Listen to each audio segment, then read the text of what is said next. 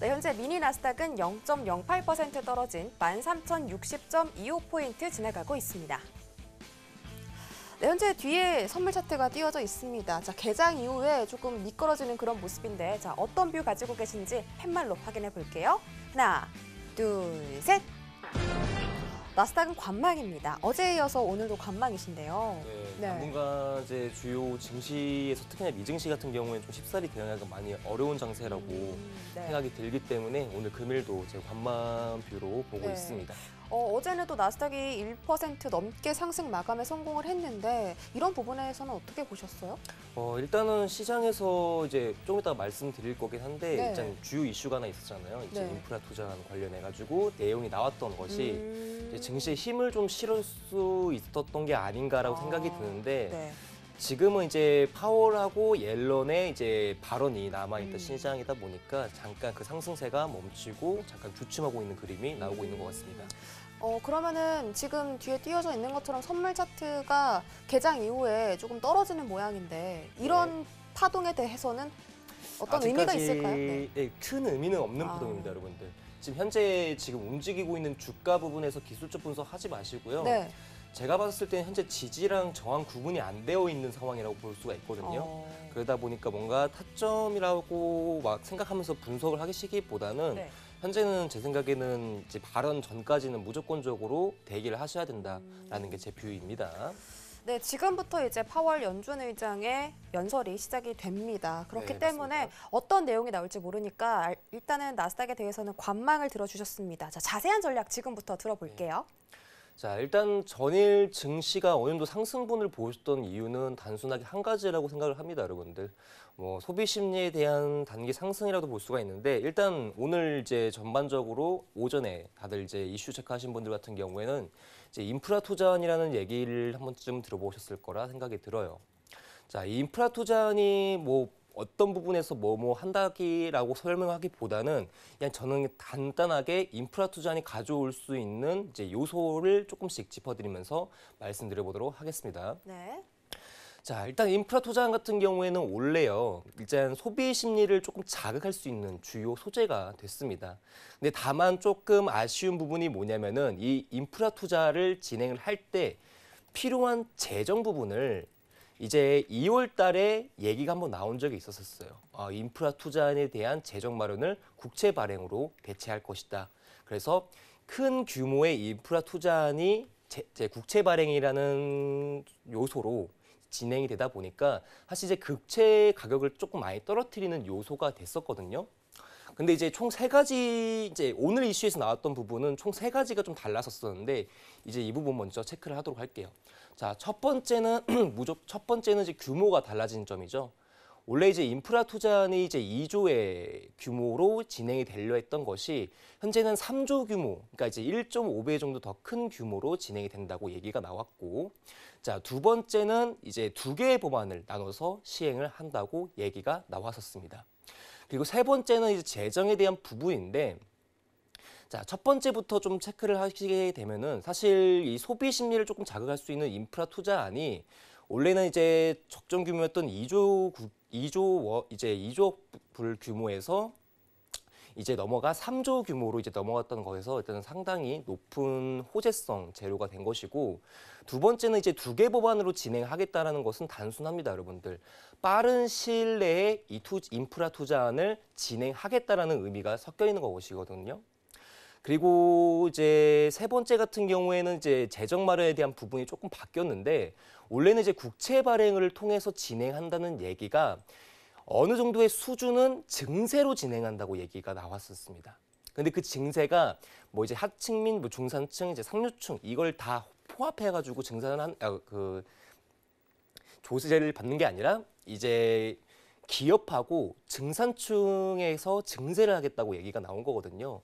그러다 보니까 사실상 이제 이 증세 부분이 가질 수 있는 메리트가 상당히 커졌고, 채권 발행을 통해서 할 수 있었던 규모가 조금 적어졌다 보니까 이제 미증시, 나스닥이 상승 시점이 나왔던 것 같아요. 그래서 잠깐 차트를 보시게 되시면은, 그래서 총 세 가지라고 생각을 하는데 제가 현재 여기 메모장이라고 생각을 하고 일단 좀 적어 보면서 얘기를 해볼게요.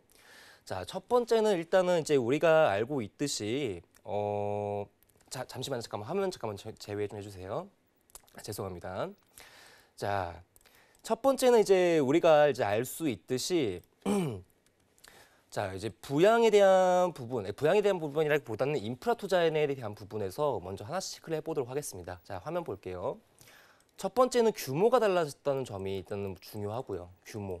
자, 2조에서 이제 3조 달러로, 그렇죠? 3조 달러로 바뀐 점과 두 번째는 이제 두 개 법안을 시행하게 되면서 이 인프라 투자안을 실시하겠다. 작년 12월 부양책을 실시할 때도 이제 그 7,680억 불과 이제 1,200불에 대한 부분도 이제 나눠서 진행을 했었거든요. 이제 이때도 부양책을 두 개 법안으로 나눠서 했던 이유는 간단해요. 빠른 시일 내에 체결하고 빠른 시일 내에 통과하기 위해서 이 두 개 법안으로 진행을 했다는 점인데 현재 이 인프라 패키지 또한 똑같이 두 개 법안으로 진행하겠다는 점은 현재 시장에 빠르게 가능성 있게 통과 시점을 좀 앞당기겠다라는 좀 의지가 좀 강한 내용이라고 보시면 될 것 같고 세 번째는 아까도 말씀드렸던 증세 부분이었습니다. 원래는 이제 인프라 투자에 대한 대규모 금액을 대부분 이제 국채 발행을 통해서 진행을 하려고 했었는데 이 점에 추가적으로 발생한 게 이제 증세가 들어간 거죠. 근데 이 증세가 아까도 말씀드렸던 것처럼 뭐 하층민, 중산층, 상류층 이 포괄적인 증세를 하지 않고 기업과 중산층 이상 위에 있는 단계에 있는 사람들 위주로만 증세를 하겠다라는 이슈 때문에 나스닥이 크게 지금 들어 올린 거거든요. 그래서 상당히 이제 인프라 패키지에 대한 내용 자체가 시장에 상당히 호재성으로 들어오게 되면서 전일 나스닥이 이제 13,150 레인지까지 들어 올린 것으로 확인이 된 겁니다. 자, 그래서 이제 차트를 보게 되시면요. 사실 이때부터 나스닥이 상승 추세를 많이 보여줬거든요. 그렇죠? 이때 이제 이슈가 터진 거고 그 이슈로 인해서 상승대를 아직도 잡아주고 13,000 구간을 아직도 지켜주고 있는 겁니다. 그리고 지금 잠시나마 나스닥이 주춤하고 있는 것은 파월과 앨런이 현재 이 청문회에서 무슨 얘기를 할지 아무도 모르기 때문에 잠시 잠깐 주춤하고 기다리고 있는 거예요. 어떤 얘기가 나올지에 대해서 주가 방향을 한 번 더 보여주겠다라는 신사으로 좀 주가가 큰 움직임 없이 횡보를 보여주고 있다는 점이 지금 현재 미장이 개장하고 나서 볼 수 있는 점이죠. 그러다 보니까 지금 상태 내에서 뭔가 기술적 분석으로 접근하기는 많이 어려울 것으로 보여지는 거죠, 저는. 자, 그리고 현재 나스닥 관점에서 이제 뭐 기본적 분석을 어느 정도 얘기를 했다 보니까 이제 기술적 관점에서 얘기를 하자면은 만약에 전일의 나스닥이 이제 인프라 투자안으로 상승세를 보였던 이 구간, 자, 전일에는 어떻게 보게 되면 시가 레인지가 800선부터 13,000 이제 150선까지 올라왔기 때문에 장중에 상당히 높은 비중의 상승을 보여줬어요. 거의 이제 포인트 비수로 따지게 되면은 350포인트 가량 주가 상승이 이루어진 거거든요. 그러다 보니까 나스닥이 일봉 상태에서 이제 상승에 대한 캔들을 지지력을 보여주려면은 한 구간 정도는 지켜줘야 됩니다. 바로 예전부터 나스닥이 계속적인 변곡 추세를 그리고 저항대를 보였던 12,940 레인지 구간대를 무조건 지켜줘야 돼요. 만약에 오늘 회의가 어느 청문회 연설이 만약에 이제 시장에 좋지 못한 영향을 준다면은 이제 주가가 한번 이제 떨어지는 일이 발생을 하겠죠. 다만 이러한 어제자 상승분에서 지켜줄 수 있는 주요 자리 가격대는 12,940. 그러니까 요약하게 되면요. 나스닥이 오늘 청문회에서 안 좋은 이야기가 나와가지고 주가가 떨어집니다. 그렇죠? 그러더라도 어느 정도 지지력을 보여줄 수 있다면 여기 가격대 같은 경우는 지켜줘야 된다는 소리죠. 그래서 오늘 시장에서 만약에 나스닥이 급락세로 만약에 조금 단기 하방 국면이 이루어진다면은 여러분들 일단은 기다리셨다가 940 레인지 구간에서 매수 대응 하셔도 유효할 것으로 보여집니다. 나스닥은 지금 뭐 파월 의장과 옐런의 재무부 장관이죠. 옐런의 그런 발언을 앞두고 조금 관망하는 심리가 나타난다라고 말씀드렸는데 지금 뭐 미니 나스닥은 상승세가 굉장히 가파르게 지금 올라오면서 상승 반전에 성공을 했습니다. 현재 13,110포인트 지나가고 있거든요. 네네. 네, 혹시 일본봉으로 봤을 때 어떤 의미인가요? 딱히 의미는 없고요. 자, 근데 이제 좀 중요한 건 있다고 생각을 하는 게 네. 오늘 나스닥이 지금 시가가 이제 확인이 되는 자리가 여기예요. 나스닥이 이제 본장 시가, 이제 10시 30분에 미증시가 개장한 시가가 이제 13,113 레인지 구간인데 네. 이 구간에서 이제 하락 이후에 이제 여기서 이제 저항 맞고 다시 한번 떨어뜨려 가지고 저점은 늘려놨거든요. 근데 지금 나스닥이 지금 어느 구간을 돌파했죠? 자, 본장 시가 레인지 구간대를 지금 돌파를 했어요. 좀 강하게 돌파가 나오네요. 그렇죠. 네. 그래서 지금 현재 이제 120 레인지 구간대 정도를 계속적으로 왔다 갔다 해주고 있는 상황인데 일단 나스닥이 지금 이제 고점 레인지라고 볼 수 있는 단기 고점 레인지라고 볼 수 있는 전일 고점 구간대를 지금 이제 약간의 돌파 시점이 좀 이루어지냐 안 이루어지냐를 보기 전에 네. 제가 봤을 때는 130을 지금 좀 강하게 돌파를 해줘야 나스닥의 추가적인 상승이 이루어질 가능성이 높거든요. 그러니까 지금 현재 시가 레인지 구간 돌파하고 130을 추가적으로 더 넘길 것이냐 이 관점 보는 것도 괜찮다고 생각을 들어요. 네.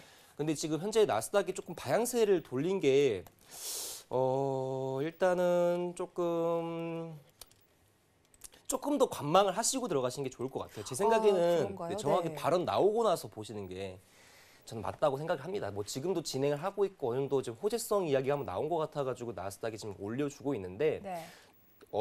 여러분들 매매는 천천히 하셔도 되거든요. 그러니까 내용이 다 나오고 나서 그 후에 보더라도 늦지 않아요. 지금 상승 나왔다가 다시 한번 꺼질 수가 있는 상황이기 때문에 나스닥은 현재 계속적인 관망 추세를 보고 계시고 공격적인 트레이딩은 많이 위험할 것으로 보여집니다.